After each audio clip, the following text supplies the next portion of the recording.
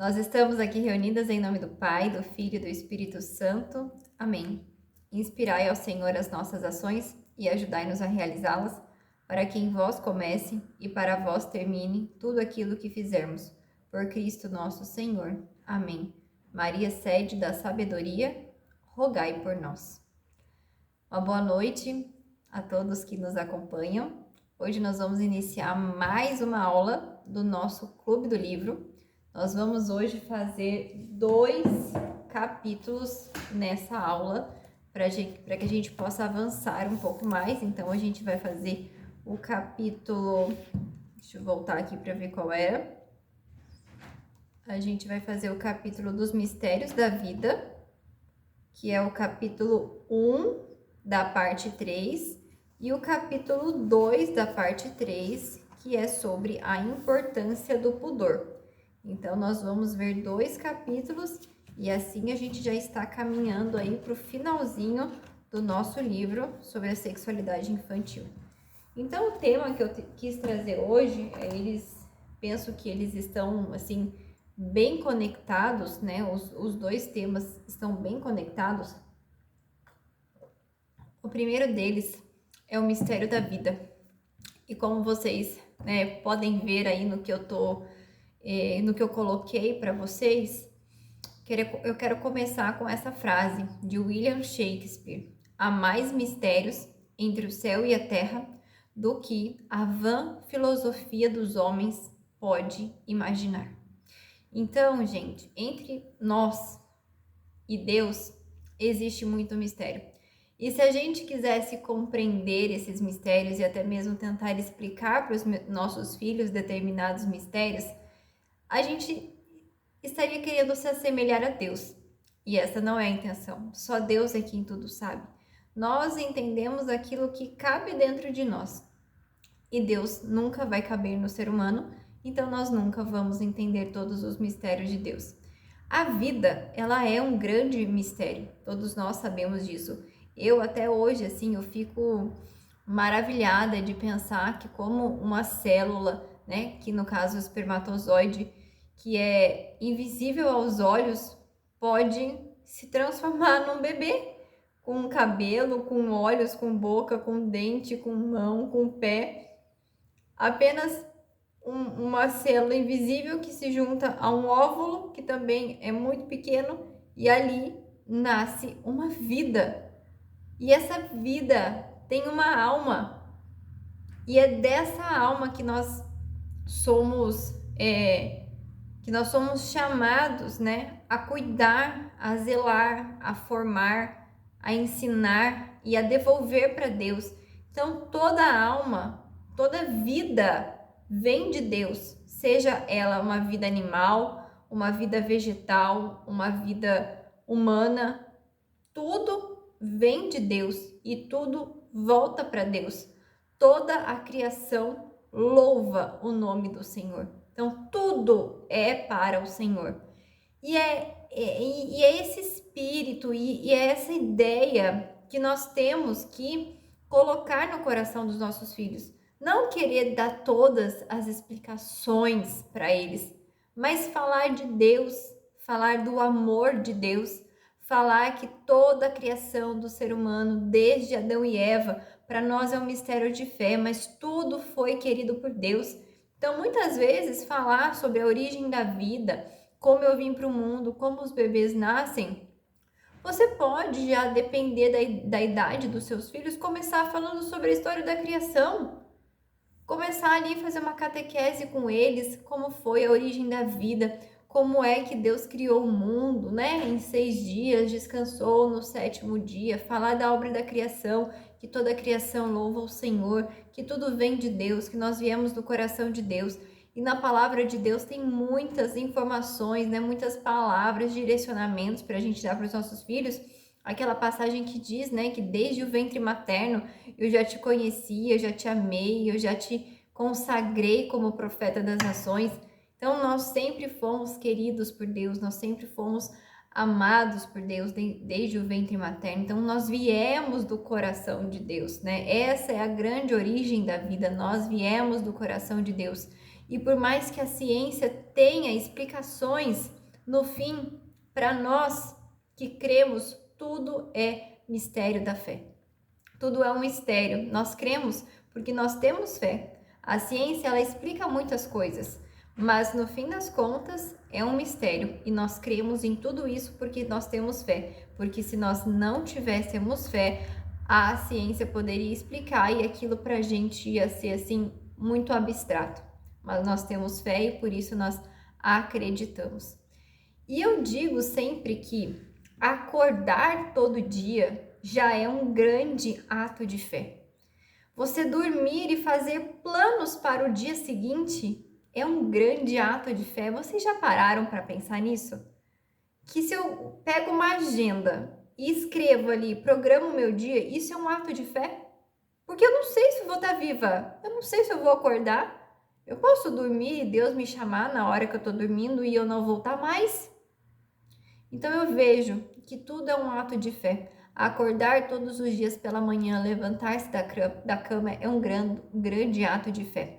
E nós precisamos explicar para os nossos filhos, claro, numa linguagem adequada para cada idade deles, sobre esses mistérios e como Deus se revela em cada um desses mistérios. Deus se revela em cada detalhe. Nós não precisamos sexualizar todas as coisas, mas falar para eles sobre o grande amor de Deus pelos seres humanos. A gente não precisa falar no caráter sexual, né, no caráter corporal do sexo e de como vêm os bebês, mas falar desse amor de Deus, que Deus se revela naquilo que é belo, que nós viemos desse amor de Deus, do amor de Deus por cada um dos seres humanos, o quanto nós já fomos sonhados no coração de Deus desde toda a eternidade. Então, esse é o grande mistério, o amor de um Deus que se fez homem, veio para o mundo, morreu numa cruz, se doou inteiramente sem precisar fazer nada disso, para que eu e você e os nossos filhos tenham vida e vida eterna, porque ele veio para abrir para nós o reino dos céus. E isso é belíssimo, isso já vai assim encher o coração dos nossos filhos de alegria, de amor. Eu tô sem o desenho da Maria aqui, mas gente, hoje eu sentei porque eu tinha que escrever um negócio que eu precisava levar para reunião com o padre. Aí eu falei, Maria, mãe, precisa rapidinho escrever uma cartinha aqui pro padre. Espera aí que a mamãe já te dá atenção. E aí, gente, foi questão assim, de 5 minutos, 10 minutos no máximo. E ela sentou aqui do meu lado, sem olhar nada, sem pegar inspiração nenhuma, simplesmente assim, mamãe, eu vou desenhar a missa. Gente, vocês não fazem ideia do que a Maria Valentina desenhou. Quando eu olhei aquele papel, eu falei assim, gente, eu com 32 anos não sei desenhar desse jeito. Impecável, um desenho impecável, com uma riqueza de detalhes da missa que vocês não fazem ideia. Depois eu vou até colocar no grupo para vocês verem. Mas é isso, sabe? É formar o imaginário dos nossos filhos, é povoar o imaginário deles com o belo, com as coisas de Deus, com o amor de Deus. Um desenho dela eu tenho aqui. Na última reunião que a gente fez, ela falou que ia deixar um desenho aqui para me acompanhar. Não sei se dá para vocês verem, ó. Ela que desenhou essa Nossa Senhora aqui. E aí ela faz. Então, assim, é povoar mesmo o imaginário deles com aquilo que é belo, com o grande amor de Deus, porque daí eles vão estar cheios disso. E estando cheios disso, isso vai preencher o coração deles e não vai ter espaço, né, para aquilo que é mal adentrar no coraçãozinho deles. E aí tem um vídeo que a Sâmia deixou aqui no livro, inclusive eu já comentei desse vídeo com vocês em aulas passadas, não sei quem vai lembrar, que é sobre não falar mais do que o necessário com os nossos filhos, né? Tudo tem, assim, eles têm uma idade, a gente precisa falar de acordo com a idade e de acordo com o que eles perguntaram. Nunca deixando a desejar e nunca falando em excesso. E aí, é um vidinho onde a mãe está cozinhando, a filha está ali com ela e a filha pergunta, mamãe, o que é virgem? E aí, aquela mãe se perde completamente, começa a falar umas coisas assim, nada a ver, se perde, viaja, vai lá em Nárnia, volta. E aí a filha fica, tipo, meio sem entender. Ah, é, mamãe? E o que é extra virgem? Ou seja, a menina só estava perguntando ali do azeite. E a mãe não teve essa percepção.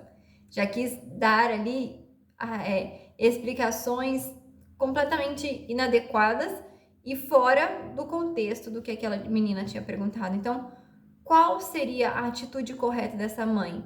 Virgem, filha, mas o que você acha que é?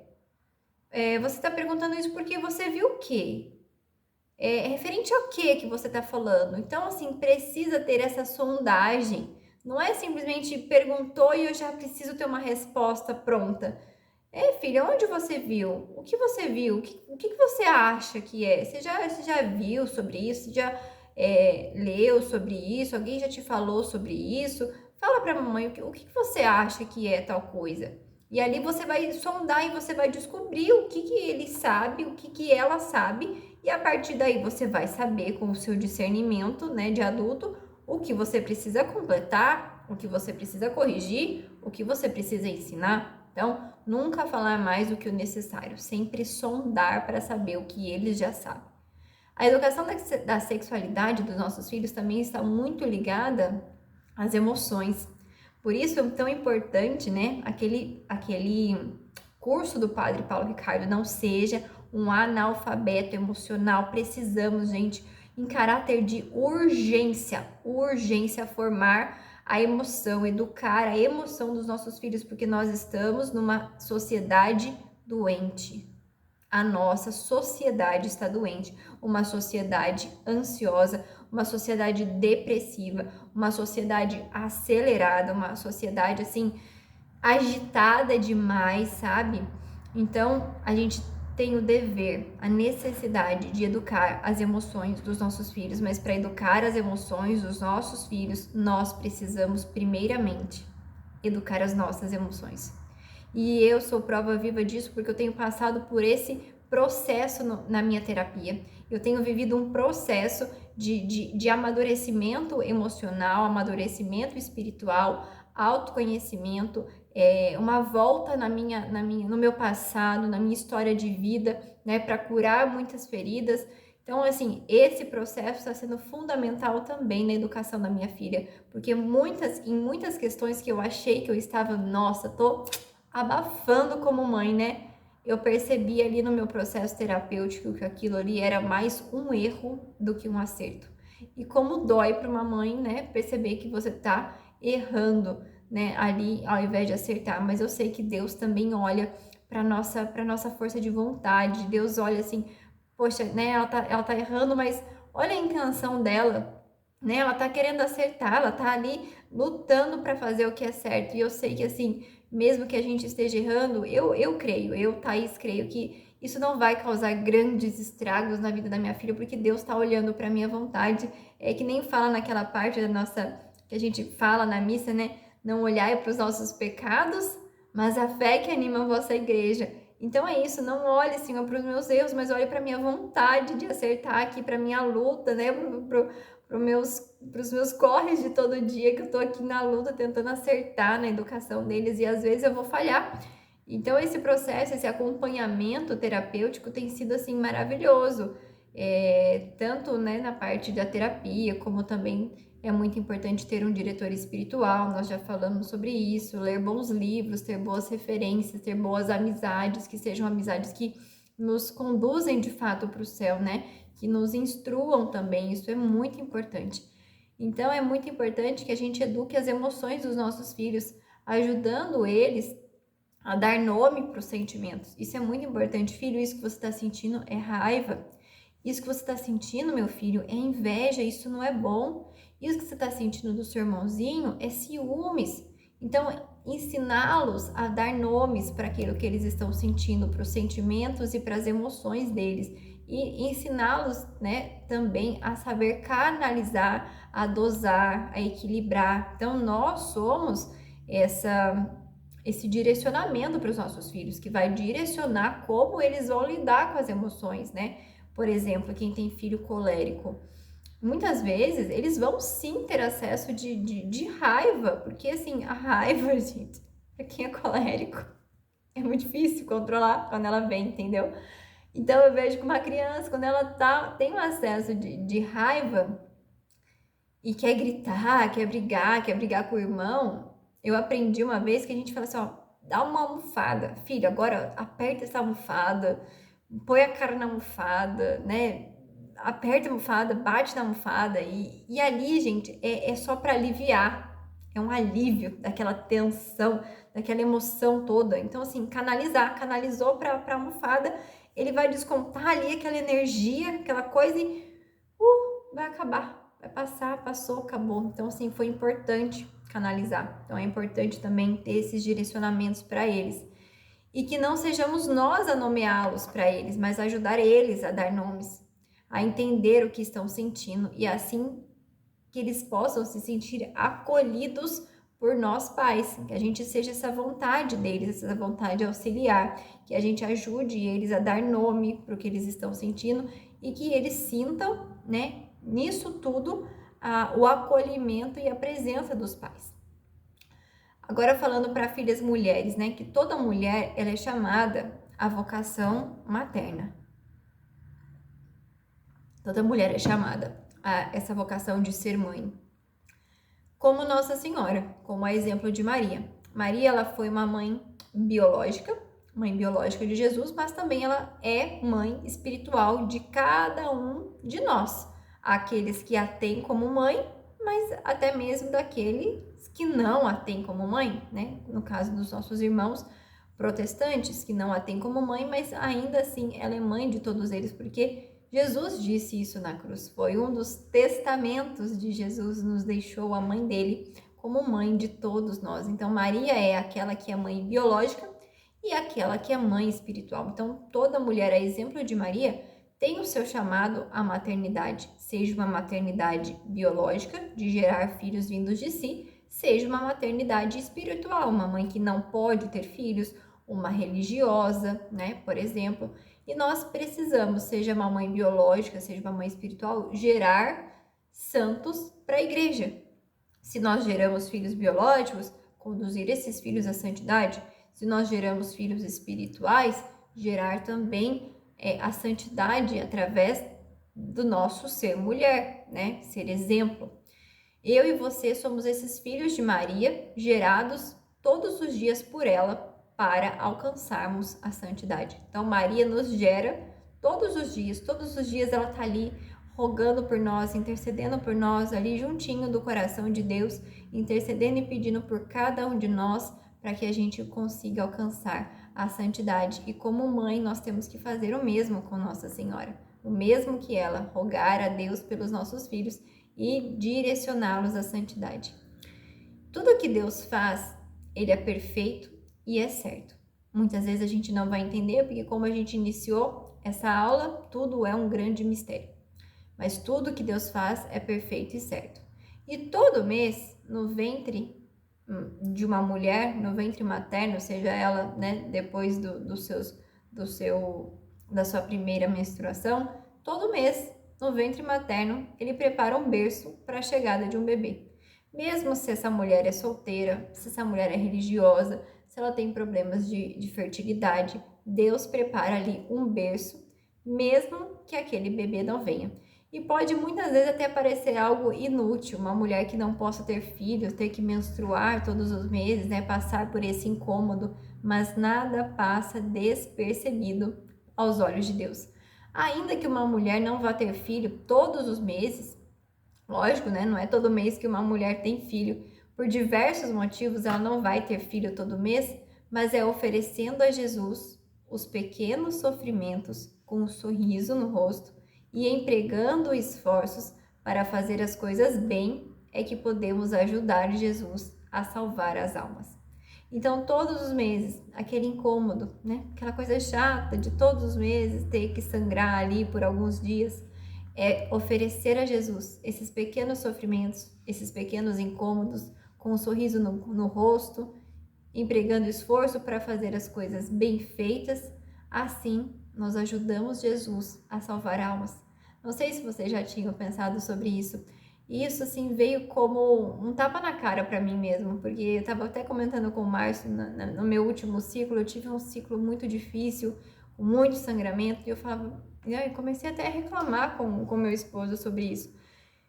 E naquele mesmo momento, acho que no dia seguinte, ou até mesmo no mesmo dia, eu vim para o escritório para poder preparar a aula para vocês, e me dei de cara com isso, sobre oferecer esses sacrifícios, esses incômodos a Jesus para salvar as almas. E ali eu falei, eu não posso mais reclamar desse sangramento, ainda que seja algo intenso, doído, desconfortável, eu preciso oferecer a Jesus pela salvação das almas. Porque quando oferecemos a nossa vida a Jesus, Ele a toma para si, para salvar o mundo. E isso é grandioso demais. Se uma moça, uma religiosa, uma esposa que não possa dar à luz, oferecer todo mês o seu incômodo, o seu sangramento menstrual, e no caso de algumas, o sofrimento do seu coração de não poder ter filho, a Jesus e unir o nosso sangue derramado ao sangue de Jesus, Ele vai usar tudo junto com os sofrimentos dele para a salvação das almas. Então, pensem nisso. A gente une o nosso sofrimento ao sofrimento de Jesus. A gente une o nosso sangue derramado ao sangue derramado de Jesus. E Ele usa disso tudo para a salvação das almas, desde que a gente entregue. Apenas entrega. Entrego a ti, Jesus. Eu entrego a ti. Entregou, não pega mais. E Jesus usa para a salvação das almas. As mulheres, elas foram feitas para amar, para gerar a vida, seja uma vida física, uma vida espiritual, e podem sofrer também com Jesus. E assim podem fazer muito pela vida da sua família e podem fazer muito por toda a igreja. Podem, inclusive, ajudar muitas almas que estão no purgatório com o seu sofrimento, com o oferecimento do seu sofrimento, dos seus incômodos, elas podem ajudar a salvar muitas almas do purgatório. E isso tem um nome, se chama fecundidade espiritual. Aquela mulher, ela pode não ter uma fecundidade para gerar filhos aqui nessa terra, mas ela tem uma fecundidade espiritual, que ela gera filhos gera almas para Deus, gera santos para Deus. Ela pode salvar almas do purgatório se ela unir o seu sofrimento, o sofrimento do seu coração, os seus incômodos aos de Cristo e oferecer pelas almas. Ela pode salvar muitas almas. E assim a gente encerra o capítulo sobre os mistérios da vida. E entramos então no assunto muito importante, que é o assunto sobre abuso sexual. Esse é um assunto que a gente tem que estar muito atento com os nossos filhos. E aí tem um vídeo, eu coloquei para vocês lá no nosso grupo, né? Espero que todos tenham assistido. É um vídeo curto de um experimento, né? Que eles estavam fazendo a fim de alertar os pais sobre essa questão do abuso, né? Vocês devem ter visto o vídeo, mas resumidamente, as crianças estão brincando no parquinho. Esse ator, né, ele chega e pergunta para as mães: você acha que sua filha iria comigo? Você conversa com ela sobre não poder ir com estranhos e tudo mais? Não, eu converso sempre com ela não iria com você não, porque ela ia te achar um estranho, parari, parará. E aí quando o moço se aproxima da criança, chega lá com um docinho, com um cachorrinho: olha meu cachorrinho, que bonitinho, você gosta de cachorrinho? Ficou ali 2 minutinhos conversando com a criança: eu tenho mais cachorrinhos ali na minha casa, você quer ver? E a criança vai. E os pais ficam assim, pasmados, como que a minha filha foi. Por que acontece isso? É fundamental a gente falar com as crianças, mas muitas vezes na cabecinha deles é tudo muito abstrato. Então, assim, esse assunto é um assunto muito delicado, porque a cabeça das crianças é diferente da nossa cabeça. Se a gente fala para ele: não fale com um estranho, mas aqueles 3 minutos de conversa, aquele cachorrinho bonitinho, uma pessoa que apresenta um doce, na cabeça inocente daquela criança, aquela pessoa deixou de ser um estranho e aí ela vai. Então, assim, é muito difícil. O que a gente precisa fazer, né, para conseguir ter um pouco mais de controle sobre a situação é não deixar ninguém, além dos pais, conversarem esse assunto com as crianças.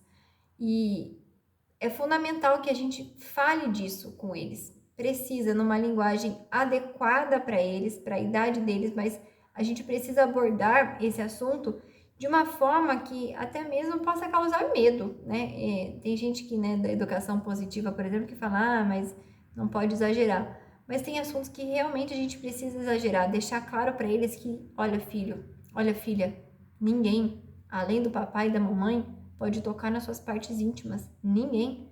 Você não deve conversar com nenhum estranho. Você não pode aceitar nenhum presente de ninguém que seja estranho, que você nunca tenha visto na vida. Pode até, em vez de usar a palavra estranho, falar estranho que você nunca tenha visto na sua vida. Às vezes, né? Pode até ter gente do convívio ali que possa fazer essas coisas horrorosas, mas quanto mais claro a gente for com os nossos filhos, melhor vai ser para preveni-los. É fato que nem sempre, na prática, isso vai funcionar, porque, como eu disse, é abstrato tratar desse assunto com as crianças.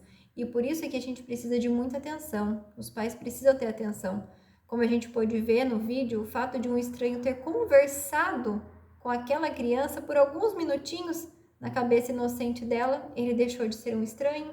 Ela aceita o doce, aceita passear com aquele estranho, pois não tem malícia.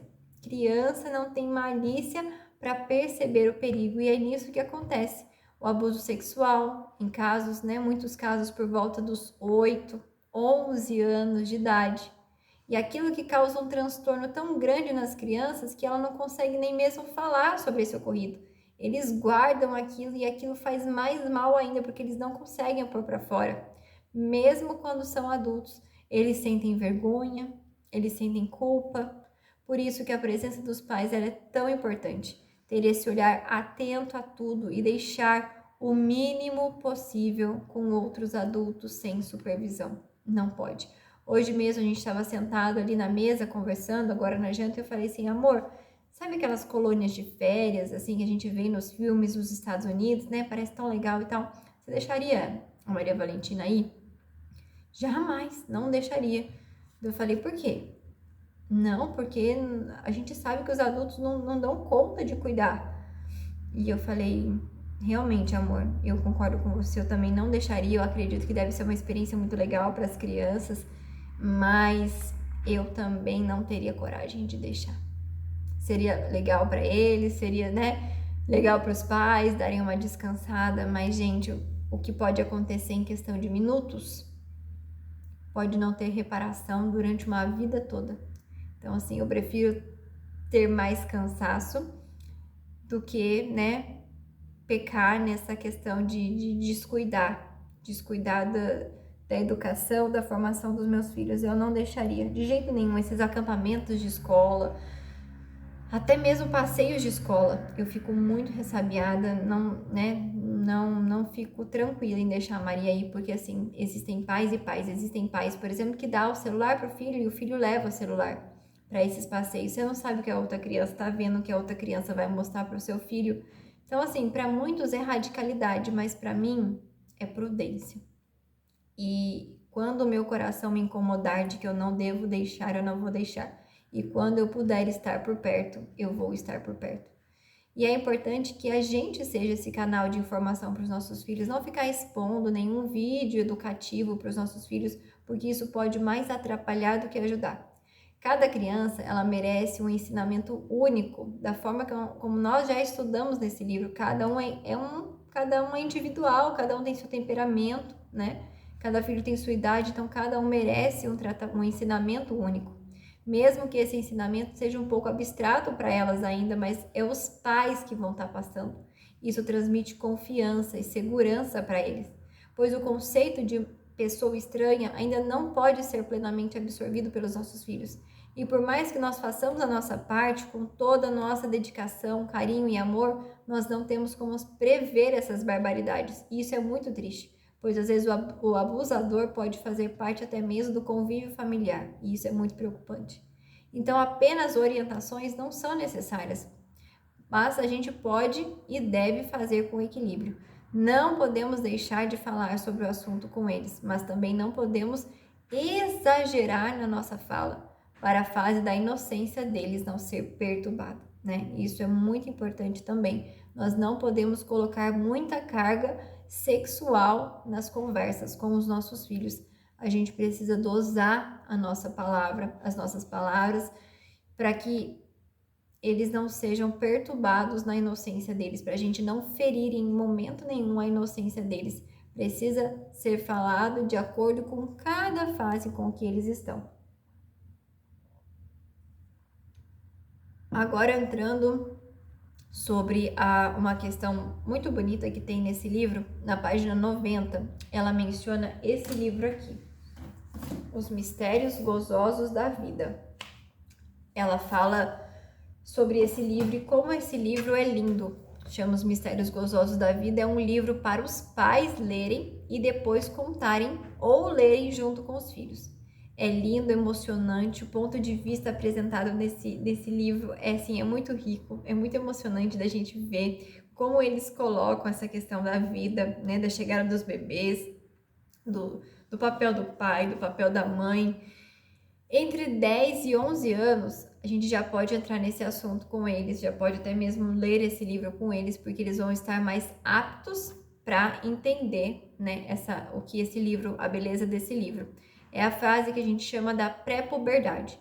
Nesse livro, o assunto da sexualidade ele é tratado como algo muito belo, respeitoso, de fato, um mistério a ser revelado na intimidade. Não uma coisa para jogar para os 7 ventos, mas uma coisa para ser tratada na intimidade, ali numa conversa de mãe, filha, de pai, filho, realmente ali, ó, no contato entre essas duas pessoas, no mais íntimo das almas. Ele deve ser tratado na intimidade por pessoas que se amam. Ele nos traz uma forma de falar com os nossos filhos sobre sexualidade sem ter aquela visão baixa, aquela visão rasa, mas é um livro que fala com profundidade. Ele trata desse assunto com profundidade, de alma para alma, sabe? Ele não banaliza, não deixa nada vulgar, mas ele fala com muita beleza mesmo. Vocês precisam ler esse livro e vocês vão ver a beleza que tem nesse livro, né? Se vocês quiserem ter uma conversa com muita sabedoria com os filhos, eu aconselho a leitura desse livro, que é muito bom. E aí nós entramos então na parte do pudor, que é o capítulo 2 dessa parte 3, que é sobre o assunto e a importância do pudor. Pudor não é um sentimento de vergonha. O pudor, ele se relaciona com a virtude da castidade. Então, ele tem a ver com a virtude da castidade. E ele reflete na modéstia feminina, né? Na modéstia, na forma de vestir de uma mulher. Tem coisas na nossa vida que são exclusivamente nossas, que é o nosso, que a gente chama de foro íntimo, que a gente não tem que abrir para qualquer pessoa. É a nossa intimidade, é uma coisa que deve ser tratada com a gente, com quem a gente ama. É um assunto de alma para alma que a gente não pode jogar aí para a internet, jogar aí aos 7 ventos. É assunto de foro íntimo que não devemos mostrar e nem dizer para outras pessoas. Pudor, ele não está ligado somente à questão física, mas a tudo que você expõe de forma inadequada. Nós precisamos saber o que nós devemos mostrar e o que nós devemos guardar. Isso está relacionado também a palavras e imagens. O que nós devemos falar e o que nós devemos guardar, né? Relacionado a palavras e imagens, não somente ao nosso corpo, mas também aquilo que a gente vê, aquilo que a gente fala, tudo isso está ligado ao nosso pudor.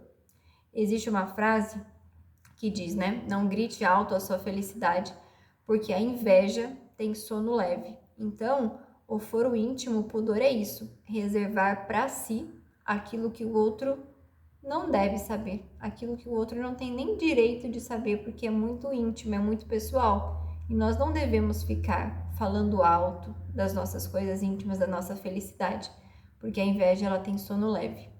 O nosso coração, ela falou isso e eu achei lindo essa colocação dela, que o nosso coração ele é como um sacrário. Pensa bem, sacrário é onde mora o próprio Deus. O nosso coração é um sacrário e nós precisamos desatar as sandálias para adentrar no coração, ou seja, para adentrar no sacrário do outro. Então, cada um tem um sacrário dentro de si.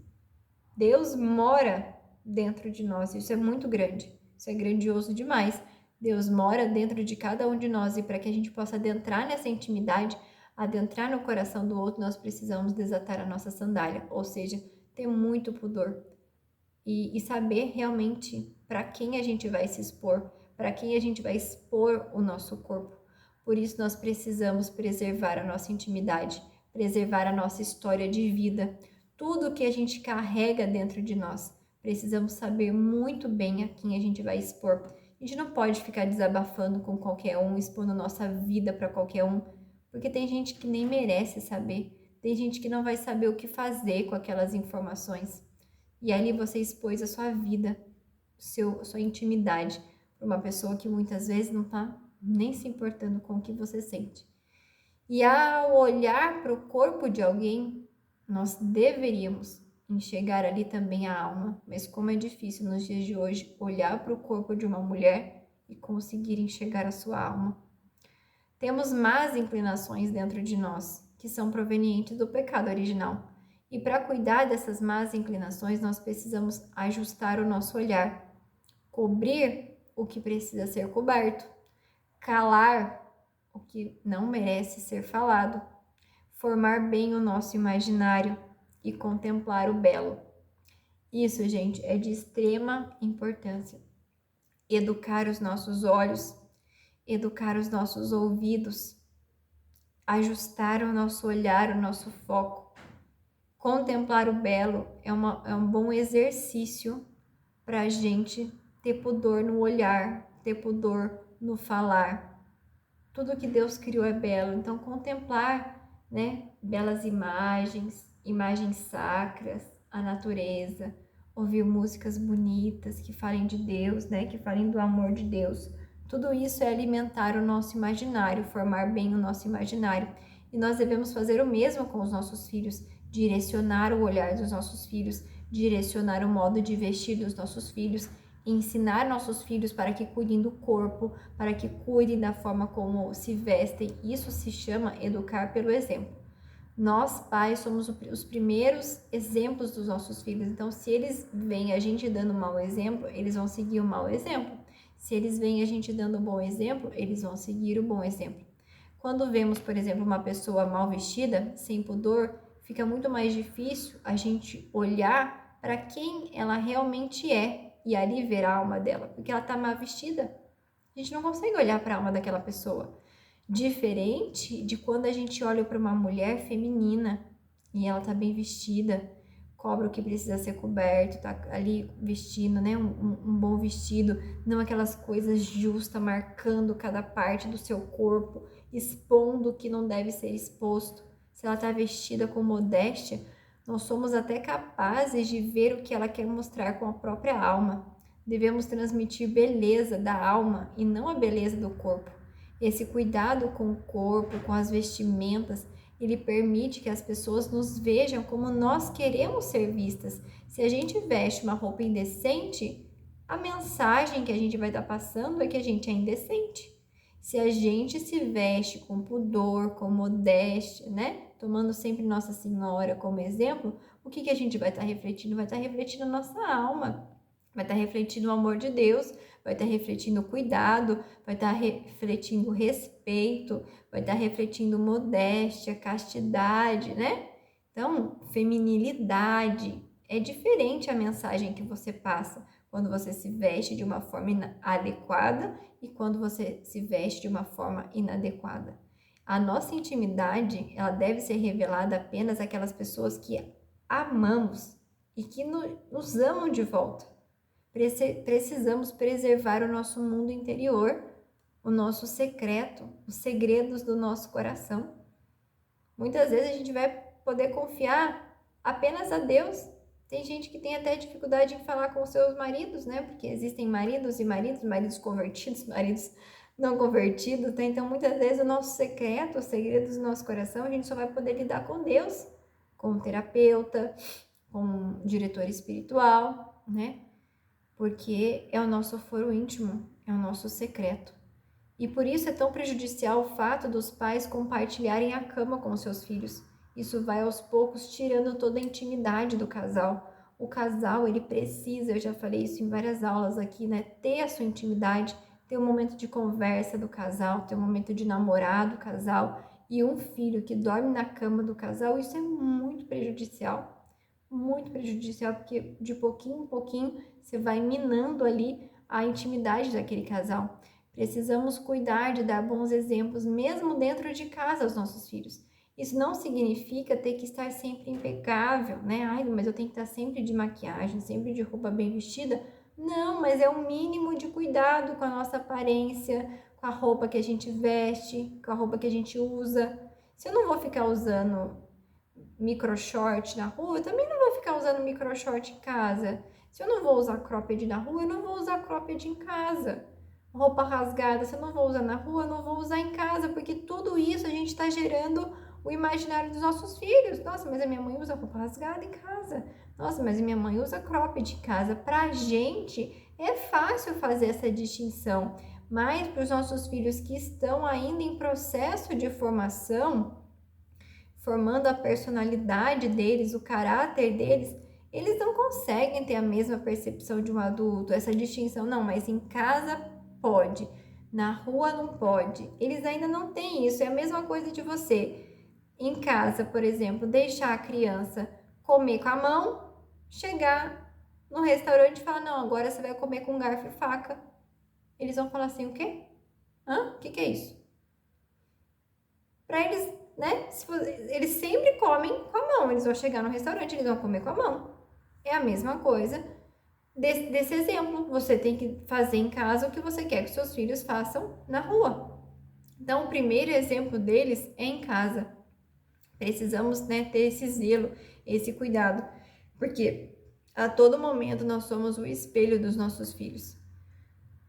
Tomar cuidado com as conversas que a gente tem perto das crianças, porque às vezes a gente pode achar, não, mas tá pintando, tá desenhando, eles estão prestando atenção em tudo. Não devemos ter conversa de adulto inapropriada para a criança na frente deles. Precisa ter um momento do casal. E ali naquele momento do casal, vocês vão ter conversa de adulto, né? Vão partilhar as coisas que precisam partilhar. Vão conversar sobre os filhos, porque é muito importante também falar sobre os filhos, né? E nunca na frente deles. Então, por isso que é tão importante ter um momento do casal, né? E um filho, uma filha que dorme na cama do casal, tira essa intimidade, tira esse momento do casal. Então, cuidado também com as músicas que vocês, né, colocam dentro de casa, filmes, vídeos, tudo que assistem, tudo que vocês estão trazendo para dentro de casa, tudo que vocês estão vendo na frente dos seus filhos. Nunca ficar falando da vida de outras pessoas na frente dos filhos, porque isso gera um mau exemplo. Sobre estar revelando a intimidade de outras pessoas, né? Isso vai gerando um mau exemplo para as crianças. Não devemos deixar os nossos filhos descuidarem do pudor, mesmo quando estiverem dentro de casa. Que nós possamos ensiná-los para que eles saibam cuidar da intimidade deles, até mesmo dentro de casa. Não ficar andando sem roupa pela casa, nem você e nem deixar os filhos. Fechar a porta para usar o banheiro, fechar a porta para tomar banho. Se forem mais velhos, é importante que os pais fiquem atentos, né? Para que não aconteça nenhum problema ali com a porta fechada. Então, tá sempre de olho, mas ensinar que existe um momento de intimidade, o banho, o banheiro. Quando os adultos precisarem conversar assuntos de adultos, precisarem que as crianças saiam por um tempo, as crianças precisam entender que elas precisam de fato sair. Elas vão, elas saem, elas brincam e depois voltam. Ou então que os pais precisam se retirar por alguns minutinhos ali para ajustar algumas coisas e que os pais já vêm. Hoje mesmo aconteceu isso aqui em casa, eu precisava conversar com o Márcio, pedi uma coisa para ele, precisava ser longe das crianças, falei, olha, amor, vem aqui rapidinho, vou falar com você. Entramos ali, fechei a porta, Maria Valentina sempre muito curiosa, queria ficar ouvindo, queria ver, assunto de adulto. 10 segundinhos ali, falei com ele, agora sim, o que é? Assunto de adulto. Eles precisam saber que existe assunto de adulto. E aí eles precisam entender que eles têm que sair, brincar e depois eles voltam, para que entendam que existe a privacidade dos pais, existe a privacidade dos adultos e das quais eles não devem adentrar. Assim como eles também têm as suas intimidades que nós devemos respeitar a intimidade dos nossos filhos, como no caso de guardar os segredos que eles contarem. Isso é muito importante. A gente não pode exibir, né, revelar, quando eles dizem que é segredo, a gente não pode revelar para outras pessoas, porque senão a gente vai estar dando um péssimo exemplo para os nossos filhos. Não ficar exibindo os nossos filhos para os outros, exibindo os seus feitos, deixando eles desconfortáveis e envergonhados, porque isso fere a intimidade. Precisa saber se eles querem que conte, se eles se sentem confortáveis, né? Se a gente contar, se eles se sentem confortáveis, porque às vezes a gente não faz isso por mal, mas né, para enaltecer os nossos filhos, mas a gente não sabe se eles querem essa exposição, se eles estão confortáveis com essa exposição, né? Porque é muito comum ali a gente estar numa mesa, ai, nossa, sabe, lá a Valentina fez isso, fez aquilo, ai, foi tão lindo. E eu já percebi que já aconteceu dela ficar meio assim envergonhada, sabe? Então assim, eu tava expondo ela, a intimidade dela, sem saber se ela queria essa exposição. E esse respeito precisa ver com eles, né? Precisa saber se eles querem, não ficar expondo a intimidade deles assim para todos.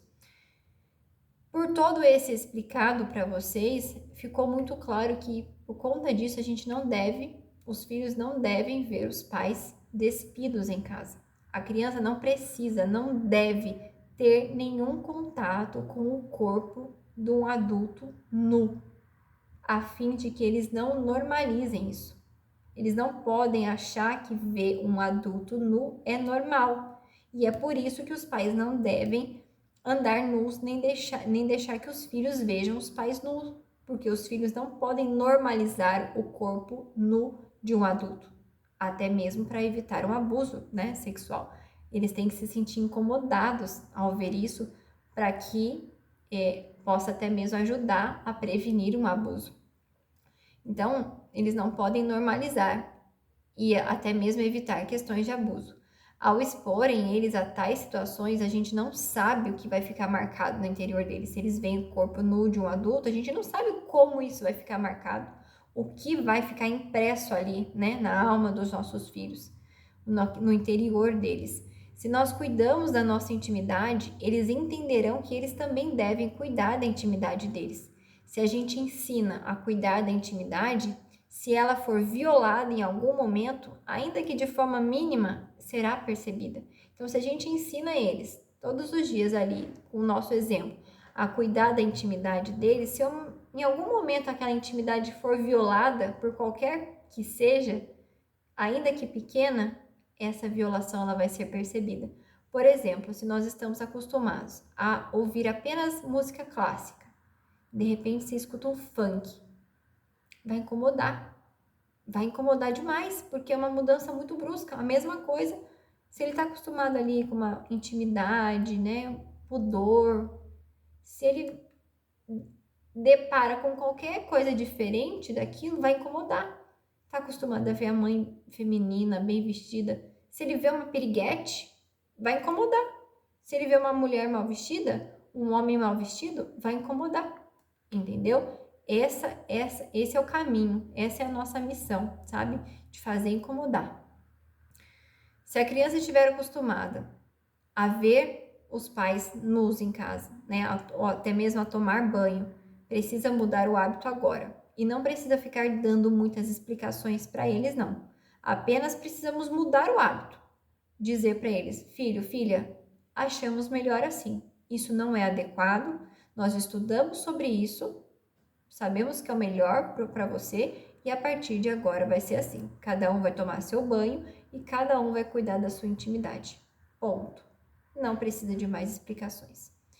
E o último ponto, criança não namora, né? Também sobre essa parte de pudor, de intimidade, criança não namora. Precisamos ensiná-los que tudo tem a sua hora.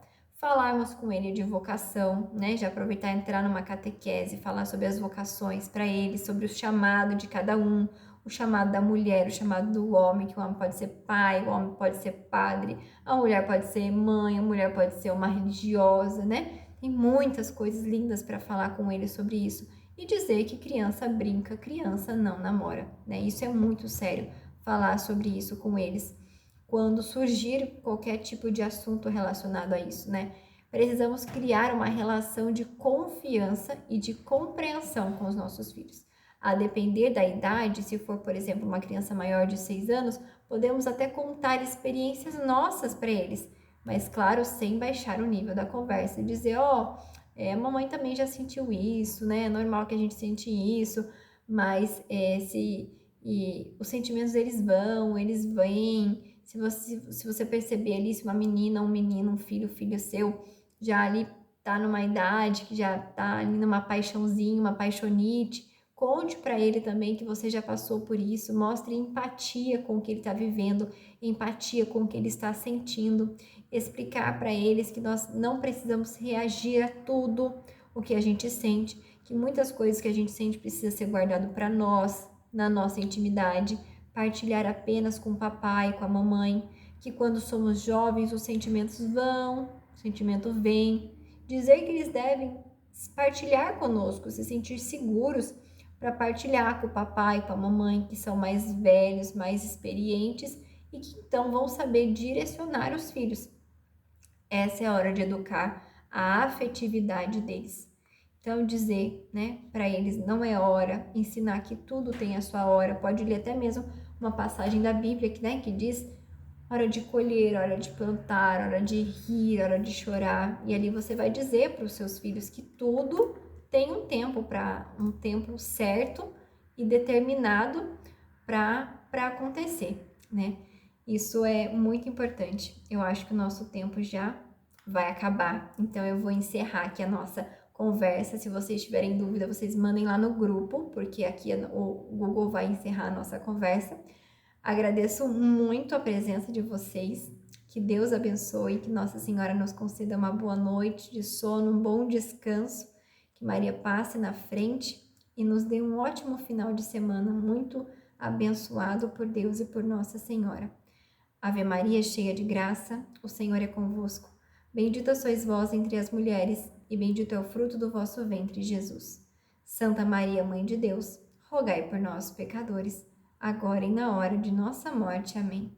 Rogai por nós, Santa Mãe de Deus, para que nós sejamos dignos das promessas de Cristo. Amém. Estivemos reunidos e sempre estaremos unidos em nome do Pai, do Filho, do Espírito Santo. Amém. Um beijo, meninas, e até a próxima, se Deus quiser.